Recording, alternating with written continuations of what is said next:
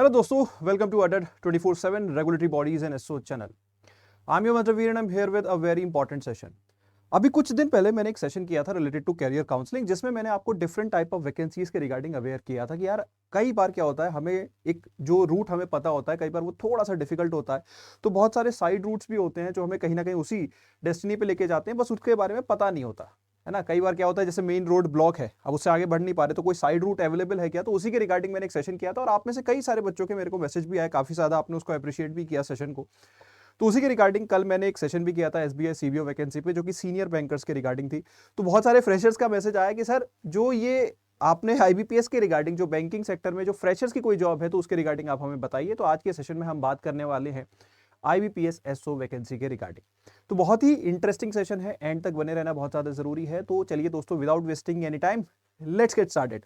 लेकिन स्टार्ट करने से पहले दोस्तों, अगर आप चैनल पे नए हो तो जल्दी से चैनल को सब्सक्राइब कर लो, वीडियो को लाइक कर दो, और ये रहा मेरे टेलीग्राम ग्रुप का क्यूआर कोड, उसको स्कैन करके आप ज्वाइन कर लीजिए। इस टेलीग्राम ग्रुप में मैं मिल जाऊंगा, आपकी कोई क्वेरीज वगैरह है तो आप मेरे को डायरेक्टली पूछ भी सकते हैं। एंड इसके अलावा यहाँ पे मैं बहुत सारा कंटेंट आपको फॉर फ्री में भी प्रोवाइड करता हूँ। तो दिस इज द थिंग। चलिए दोस्तों, तो स्टार्ट करते हैं। पहली चीज जो आईबीपीएस, देखिए आपने सुना होगा आईबीपीएस रिक्रूटमेंट जो होता है वो पीओ लेवल का, ज्यादातर जो अवेयरनेस होती है वो पीओ की होती है कि यार प्रोबेशनरी ऑफिसर्स की वैकेंसी आती है और उस पर रिक्रूटमेंट होता है, जो हर तरह के ग्रेजुएट्स जो है वो अप्लाई कर सकते हैं। लेकिन अगर आपके पास सर्टेन क्वालिफिकेशंस हैं तो आपके पास एक एडिशनल रूट और है जो ओपन अप हो जाता है। कई बार क्या होता है पीओ में, क्योंकि कंपटीशन बहुत ज्यादा हाई होता है, बहुत सारे बच्चे अप्लाई करते हैं, तो मतलब जो एंट्री है वो थोड़ी सी डिफिकल्ट हो जाती है। वही मैं कह रहा हूं कि मेन रोड अगर ब्लॉक हो गई है तो एक साइड रोड भी है, अगर आपके पास सर्टेन क्वालिफिकेशंस है ना। तो सबसे पहले आईबीपीएस एसओ की जो वैकेंसीज होती हैं वो कौन कौन सी होती हैं, क्या उनका क्राइटेरिया है, सभी हम डिस्कस करेंगे। तो आईबीपीएस एसओ जो स्पेशलिस्ट वैकेंसी हम यहाँ पे जिक्र कर रहे हैं वो बेसिकली ये सारी वैकेंसी हैं जिसमें आते हैं आपके आईटी ऑफिसर, एग्रीकल्चर ऑफिसर, राजभाषा अधिकारी, law officer, HR and marketing officers, है ना। अब इसमें और एक नॉर्मल पीओ में वैसे तो कोई बहुत ज्यादा डिफरेंस नहीं है, बस ये है कि ये स्पेशलाइज्ड वेक पोस्ट है ना। और यहां पे आपका एक स्पेशलाइज्ड रोल इन जनरल रह सकता है। फॉर एग्जांपल मार्केटिंग ऑफिसर जो है वो कहीं ना कहीं मार्केटिंग में इन्वॉल्व रहे, जो आईटी वाला है वो बेसिकली आईटी में इन्वॉल्व रहे, लेकिन as per the description of bank role थोड़े से चेंज भी हो सकते हैं, but there is a high possibility कि इनमें एटलीस्ट आपकी पोस्टिंग थोड़ी बेहतर रहने वाली है compare to a PO. PO में कहीं पे भी पोस्टिंग हो सकती है, होने को तो इसमें भी कहीं भी हो सकती है as per the requirement of the bank, लेकिन पॉसिबिलिटी वाइज, प्रोबेबिलिटी वाइज इनमें थोड़ी सी बेहतर पोस्टिंग के चांसेस होते हैं और रोल बड़ा स्पेसिफिक टाइप रहने की उम्मीद होती है। जैसे वहां पे आपको एक ओवरऑल कहीं पे भी आपको पोस्ट किया जा सकता है, तो इसमें थोड़ा सा आपका डिपार्टमेंटल वाइज थोड़ा सा एक कहते हैं ना कि ईजीनेस यहाँ पे जरूर रहती है। ठीक है, नेक्स्ट आते हैं दोस्तों, जो एक खासा एक इंटरेस्ट रहता है बच्चों के मन में कि सर सैलरी वगैरह, तो सैलरी जो पीओ की होती है वही सेम सैलरी जो है यहाँ पे एसओ की रहने वाली है ना। कोई चेंज उसमें नहीं है, वही आपका पे स्केल है, सब कुछ ऑलमोस्ट सेम है। थोड़ा सा बैंक टू बैंक जो चीजें वेरी करती हैं वही है, otherwise PO SO almost comparable, है ना। अब आ जाते हैं दोस्तों इनकी वैकेंसी के टर्म्स में, है ना। तो देखो वैसे तो vacancies year on year very करती है, जैसे पीओ की वैकेंसी कभी 2000 है तो कभी 5000 है ना। Year on year vacancy very करती है। इस बार सुनने में आया कि पीओ की बहुत सारी वैकेंसी आपको देखने को मिलेंगी, है ना। तो उसी तरह अगर हम यहाँ पे बात करें एसओ की वैकेंसीज भी as per the requirement of bank अलग अलग होती हैं। इन जनरल अगर मैं हर स्ट्रीम के बारे में बात करूं तो अब देखो जैसे लास्ट ईयर एचआर की बात करें तो एचआर में बहुत कम वैकेंसी थी, आई थिंक सिर्फ 2 डिजिट में थी, उससे पहले इनका अच्छा खासा नंबर था। वहीं आईटी लीगल के बारे में बात करें, जैसे आईटी की 300 प्लस भी आई है, कई बार और भी हाई गई है। लीगल की इस बार 50 ही है, पिछली बार ज्यादा थी। मार्केटिंग ऑफिसर्स की कहीं ना कहीं ज्यादा रहती हैं, 350 के अराउंड आई थिंक वैकेंसी थी पिछली बार।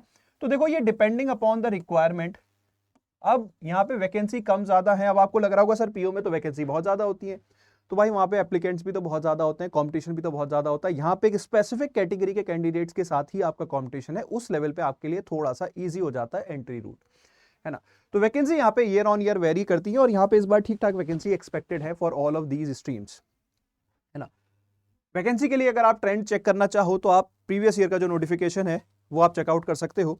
अब डिटेल्ड एलिजिबिलिटी को डिस्कस करने से पहले एक छोटा सा आपको अवेयर कर दूं दोस्तों कि अभी यहाँ पे हमारी चल रही है सेल, जिसमें हमारे सभी कोर्सेज पे almost RBI, SBI, CBO, NABARD, IBPS, SO, जो भी ये वैकेंसी है हम सारी वैकेंसी यहाँ पे कैटर करते हैं। आप चाहो तो इनका हमारे कोर्सेज चेकआउट कर सकते हो, सभी के फाउंडेशन कोर्सेज वगैरह भी हैं और बहुत ही अफोर्डेबल प्राइसेस पे है। जो प्राइस आपको शो हो रही है ये बहुत ही जल्दी बढ़ जाएगी, है ना। आई थिंक मंडे को और ट्यूसडे को ये प्राइसेस जो है वो वापस से रीइंस्टेट हो जाएंगी। तो this is the time, if you are interested in vacancy, अगर आपको समझ में आता है इस सेशन के अंदर, तो आप एनरोल कर सकते हैं, क्योंकि प्राइसेस फिर वापस से ओरिजिनल प्राइसेस पे पहुंच जाएंगे। This is just a 24 hour sale, है ना। चलिए वापस आते हैं, तो एलिजिबिलिटी के बारे में डिस्कस करते हैं दोस्तों।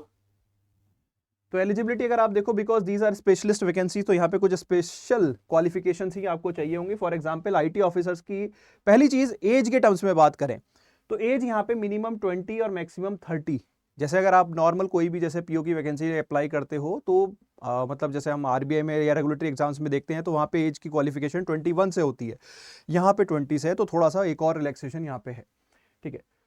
दूसरा जो क्वालिफिकेशंस मांगी गई हैं वो है 4 साल की इंजीनियरिंग और technical degree in computer science, computer application, IT, electronics and telecommunication, electronics and instrumentation, है ना। या तो आपका ग्रेजुएशन इन सारी डिग्री में से किसी एक में हो, या फिर आपने पोस्ट ग्रेजुएशन इन्हीं डिग्रियों में किया हो, जैसे कि electronics and telecommunication, electronics communication and instrumentation, computer science, information technology and computer application. तो या तो आपने ग्रेजुएशन किया हो या आपने पोस्ट ग्रेजुएशन किया हो, 4 साल का, मतलब 4 साल का ग्रेजुएशन, 2 साल का पोस्ट ग्रेजुएशन, कोई भी एक, दोनों नहीं, कोई भी एक, तो आप एलिजिबल हो जाते हैं। अब एक और चीज है, सपोज बहुत सारे ऐसे एस्पिरेंट हैं जो कि they are from different graduations, मतलब डिफरेंट बैकग्राउंड से हैं। सपोज कोई बीएससी किए हुए है, कोई बीकॉम किए हुए है। अब वो अगर सपोज यहाँ पे अप्लाई करना चाहे, क्या वो अप्लाई कर सकता है? वो भी अप्लाई कर सकता है, प्रोवाइडेड वो एक सर्टिफिकेशन कोर्स कर ले, विच इज DOEACC लेवल का, है ना। अगर ये भी आपके पास है, ये सर्टिफिकेशन आपके पास है, तो भी आप एलिजिबल हो जाते हैं। तो अल्टरनेट रूट आपके लिए ओपन हो जाता है। ठीक ठाक वैकेंसी यहाँ पे आती है, तो एक बैंकिंग इंडस्ट्री में सरकारी जॉब में एंट्री का एक पोजीशन यहाँ पे हो जाती है। अगर आप सपोज आपको समझ नहीं आ रहा, आप एक ग्रेजुएट है, मैं कौन सा कैरियर परस्यू करूँ, भाई ये वाला सर्टिफिकेशन कर लो and the doors are open. मेहनत करनी पड़ेगी थोड़ी सी, एग्जाम तो क्वालिफाई करना पड़ता है ना। नेक्स्ट आ जाए एग्रीकल्चर। तो सिमिलरली जैसे आपने देखा आईटी ऑफिसर्स के रिगार्डिंग जो वैकेंसी का, अगर मैं आपको आइडिया दूं कि भाई यहाँ पे बेसिकली आईटी रिलेटेड बैकग्राउंड आपको चाहिए, सिमिलरली एग्रीकल्चर फील्ड ऑफिसर्स के लिए भी थोड़ा सा एग्रीकल्चर रिलेटेड बैकग्राउंड आपका चाहिए। तो फॉर एग्जाम्पल आपकी 4 ईयर डिग्री हो horticulture, animal husbandry, fishery, pisciculture, agriculture, marketing and cooperative, है ना। तो बेसिकली एग्रीकल्चर बैकग्राउंड में आपका ग्रेजुएशन यहाँ पे होना चाहिए। सिमिलरली राजभाषा में, because it is related to language, तो या तो आपकी पोस्ट ग्रेजुएट डिग्री हिंदी में हो with English as a subject, या फिर संस्कृत में हो with English and Hindi as a subject, ठीक है। लॉ ऑफिसर में बैचलर डिग्री मांगी गई है, एलएलबी बेसिकली सिंपली मांगा गया है। उसके साथ साथ आपका एडवोकेट का बार काउंसिल का रजिस्ट्रेशन भी यहाँ पे मांगा गया है, बड़ा क्लियर है, ठीक है। इसी तरह एचआर वैकेंसी के लिए graduate and 2 year full time post graduate, ठीक है। तो आपने किसी भी स्ट्रीम से ग्रेजुएशन किया हुआ है, कोई दिक्कत नहीं है, लेकिन पोस्ट ग्रेजुएशन यहाँ पे चाहिए ही चाहिए। मतलब आपने या तो एमए किया हो, एमबीए किया हो, लेकिन एक पर्टिकुलर स्ट्रीम में, और वो स्ट्रीम कौन सी है? या तो पर्सनल मैनेजमेंट में आपने किया हो, इंडस्ट्रियल रिलेशन में किया हो, HR, HRD, social work, labour law, इनमें से किसी में भी अगर आपका पोस्ट ग्रेजुएशन है तो आप एलिजिबल हो जाते हैं।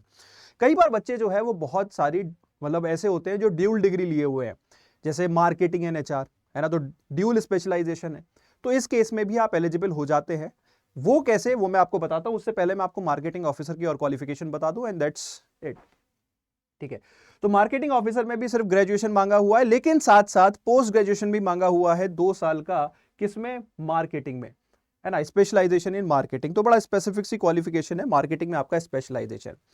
अब जैसे मैं आपको केस बता रहा था कि ये जो 2 वैकेंसी है एचआर एंड मार्केटिंग, क्योंकि कई बार ऐसा होता है ड्यूल स्पेशलाइजेशन, जहां पे बच्चे क्या करते हैं, HR and marketing, finance and HR, finance and marketing, है ना। तो इस तरह से वो कई बार ड्यूल स्पेशलाइजेशन कर लेते हैं कॉम्बिनेशन ऑफ सब्जेक्ट्स में। तो ऐसे में वो इन वैकेंसीज के लिए तब अप्लाई कर सकते हैं जब उनका जो, सपोज वो मार्केटिंग के लिए अप्लाई कर रहे हैं, तो मार्केटिंग का मेजर हो या इक्विवेलेंट वेटेज हो। इक्विवेलेंट मतलब दोनों ही वेटेज, दोनों की जो वेटेज है, सपोज आपने मार्केटिंग एंड एचआर किया है, तो मार्केटिंग एंड एचआर दोनों का 50-50 वेटेज होना चाहिए। मेजर माइनर नहीं होना चाहिए कि आपका मेजर तो सपोज एचआर है और माइनर आपका मार्केटिंग है। तो माइनर अगर मार्केटिंग है तो आप मार्केटिंग के लिए अप्लाई नहीं कर सकते, क्योंकि मेजर आपका एचआर में, तो फिर आप एचआर वाली के लिए अप्लाई कर सकते हो। तो बेसिकली आपको ये देखना है कि अगर आपका ड्यूल स्पेशलाइजेशन है तो या तो दोनों की वेटेज बराबर हो, नहीं तो जिसमें मेजर है वो कंसिडर किया जाएगा फॉर अप्लाइंग द वैकेंसी, है ना। तो ये हो गई क्वालिफिकेशंस। अभी भी हो सकता है आपको क्वालिफिकेशन समझ में ना आए तो भाई कमेंट सेक्शन में मेंशन कर देता, हमारी पूरी टीम है, कोई ना कोई सेशन लेके आ जाएगा, ठीक है। वैसे भी बहुत ही जल्द इसका नोटिफिकेशन भी आपको देखने को मिलेगा, क्योंकि मोस्ट प्रोबेबली इसका अगस्त में जो है आपका एग्जाम होना है प्रीलिम्स, तो फिर आपका क्या है नोटिफिकेशन अभी देखने को मिल जाएगा। डेट आपके कैलेंडर की ऑलरेडी अनाउंस हो चुकी है ना। नेक्स्ट आ जाते हैं, एक इंपॉर्टेंट क्राइटेरिया ये होता है कि अगर आपको कोई भी सरकारी बैंक ज्वाइन करना होता है तो भैया आपका सिविल स्कोर जो है वो ठीक ठाक होना चाहिए, उसमें गड़बड़ी नहीं होनी चाहिए, है ना। नेक्स्ट आ जाते हैं एग्जामिनेशन में, ठीक है। तो एग्जामिनेशन जो है 2 स्टेजेस में होता है, एक होता है प्रीलिम एग्जाम और एक होता है मेंस एग्जाम, ठीक है।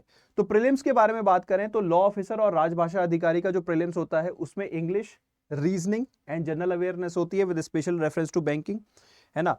150 क्वेश्चंस होते हैं 125 मार्क्स के, टोटल 2 घंटे का ये पेपर होता है, सेक्शनल कट ऑफ वगैरह एंड ओवरऑल कट ऑफ यहाँ से आती है। देन आपका अगर हम बाकी वैकेंसीज के बारे में बात करें, आईटी, एग्रीकल्चर ऑफिसर, एचआर, उनका जो प्रीलिम्स होता है उसमें क्वांट, रीजनिंग एंड इंग्लिश होता है, जैसे नॉर्मल पीओ का जो होता है, ठीक है। Accordingly number of questions, marks and timing यहाँ पे मेंशन है। Then sectional cut off, overall cut off जैसे पीओ में रहती है वही चीजें यहाँ पे भी है। अब आ जाते हैं मेंस एग्जामिनेशन में। तो मेंस एग्जामिनेशन में यहाँ पे आपका जो स्पेशलाइजेशन है उसके रिलेटेड एक टेस्ट होता है।